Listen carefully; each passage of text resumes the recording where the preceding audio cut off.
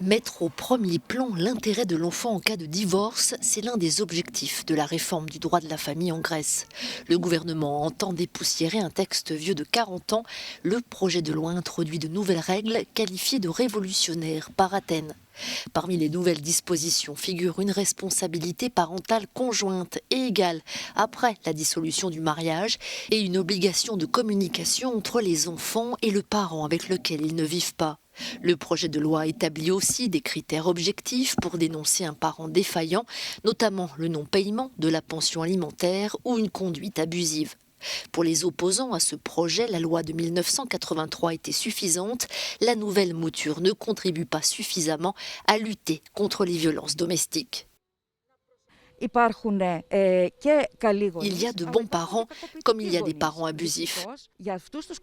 Malheureusement, selon le projet de loi, pour retirer la communication à un parent violent, il faudra un jugement définitif.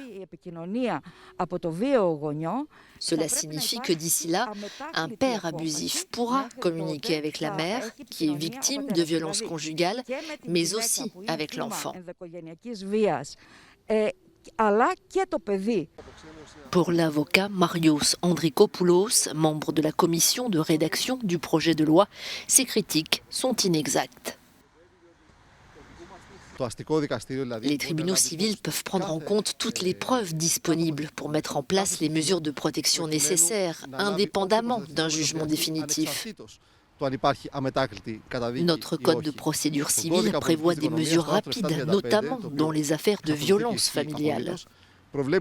En outre, le nouveau droit de la famille renforce essentiellement le rôle des procureurs de l'enfance, qui peuvent prendre des mesures instantanées sur simple ordonnance.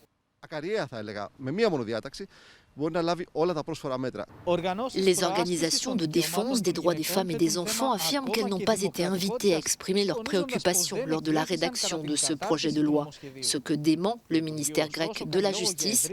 Selon lui, une longue consultation a précédé cette réforme révolutionnaire axée sur les enfants qui devrait entrer en vigueur en juin prochain.